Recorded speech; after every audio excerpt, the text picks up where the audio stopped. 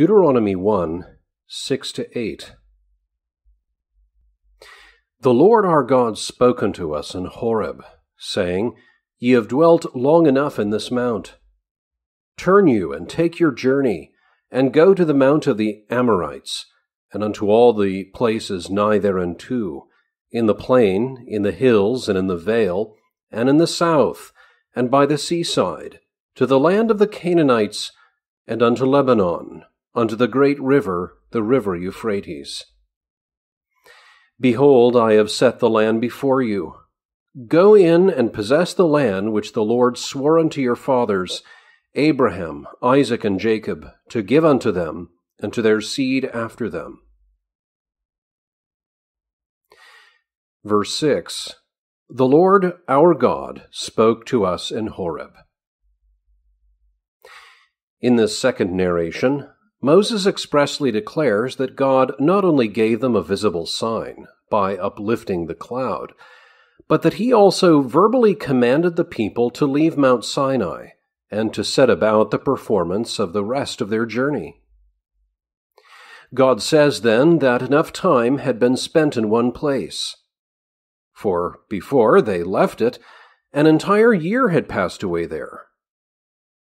Although there were 11 days' journey before them, before they would arrive at Kadesh Barnea, nevertheless, lest anything should delay the people, who were naturally but too indolent, he stimulates them by setting before them the ease with which it might be accomplished, telling them that they had but to lift up their feet and advance in order to attain the promised rest.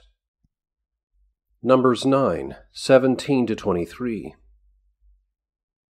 And when the cloud was taken up from the tabernacle, then after that the children of Israel journeyed, and in the place where the cloud abode, there the children of Israel pitched their tents. At the commandment of the Lord the children of Israel journeyed, and at the commandment of the Lord they pitched. As long as the cloud abode upon the tabernacle, they rested in their tents. And when the cloud tarried long upon the tabernacle many days, then the children of Israel kept the charge of the Lord, and journeyed not. And so it was, when the cloud was a few days upon the tabernacle, according to the commandment of the Lord, they abode in their tents, and according to the commandment of the Lord, they journeyed. And so it was, when the cloud abode from even unto the morning, and that the cloud was taken up in the morning, then they journeyed.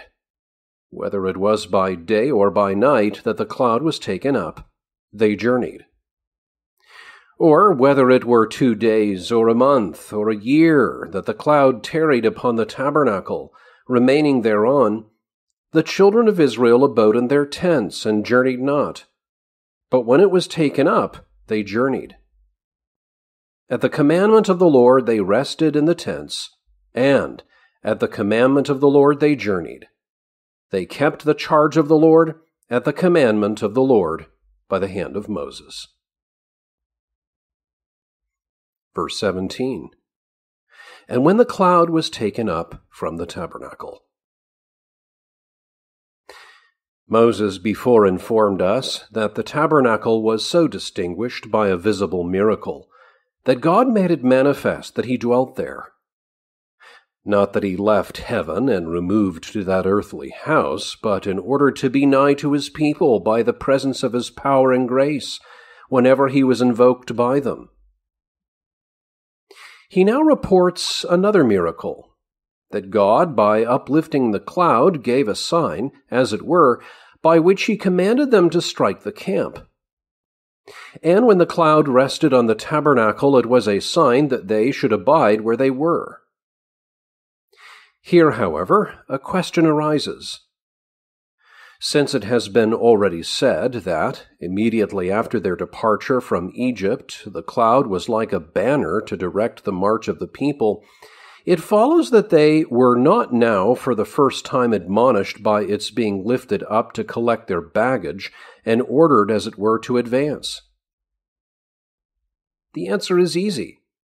That the people were indeed previously directed by the sight of the cloud, as we have seen, but that here a new fact is related, that is, that since the tabernacle was set up, the cloud, which hitherto was suspended in the air and went before the camp, now settled on the sanctuary.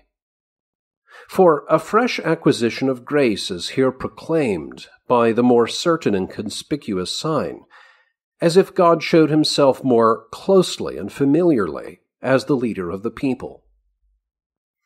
Although, therefore, the cloud had been the director of their march from its very commencement, yet it more fully illustrated the glory of the tabernacle when it proceeded from thence. Verse 18. At the commandment of the Lord.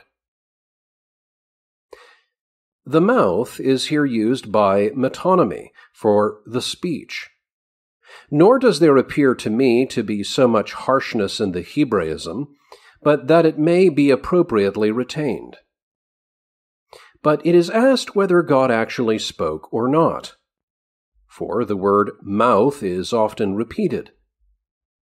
It is indeed likely that Moses was instructed but once what was meant by the removal or remaining of the cloud, yet I doubt not but that the name of word or commandment was given to the sign, inasmuch as God speaks as much to the eyes by outward signs as he does to the ears by his voice. Still, from this mode of expression we may gather that the use of signs is perverted and nullified, unless they are taken to be visible doctrine, as Augustine writes. The repetition, which certainly has no little force, shows how worthy this is of observation. Verse 19. Then the children kept the charge of the Lord. Some, in my opinion, extend this too far, thinking that when the cloud tarried, the children of Israel, being, as it were, at leisure, employed themselves in the worship of God. But I restrict it rather to that heedfulness which is then praised at some length.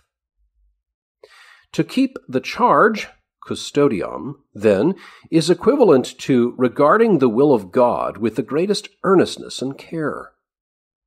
For when the cloud had begun to rest in any place, the people knew that they were to remain there. But if on the next day they were not attentive, the cloud might vanish, and thus their neglect and carelessness might deprive them of this incomparable advantage. To this end, it is said immediately afterwards that if for one day or more, or even for a month or a year, the cloud stood still, the people was, as it were, tied to the spot. The old interpreter has not badly rendered it. The children of Israel were upon the watch. Since day and night they anxiously expected the time when God would command them to move forward. The last verse of the chapter confirms this sense, where it is again added that they kept the charge of the Lord at his mouth by the hand of Moses, whence it appears that Moses was God's interpreter, so that they might set forth on their march whenever the cloud, being lifted up, pointed out to them the way. Nor can it be doubted but that it preceded them, so that they might know in what direction God would have them proceed and whither they were to go. Moreover, it must be observed that in both respects it is counted worthy of praise in the people that they should either journey or continue where they were at God's command. Thus is that absurd activity condemned which engages itself in endless work, as if men could only obey God by turmoil, whereas it is sometimes no less a virtue to rest when it so pleases God.